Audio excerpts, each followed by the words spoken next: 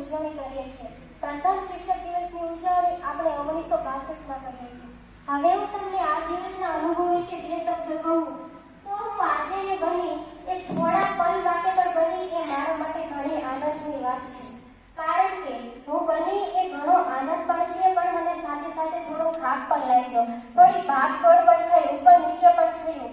9 માં મેં એક વિદ્યાર્થીને બહાર કાઢ્યો હતો। હું એને અપીલ કરું છું કે મારા પર ગુસ્સો ન દેખાડે। એ મારું આજનું કાર્ય હતું એટલે મેં એને બહાર કાઢ્યો હતો। એટલે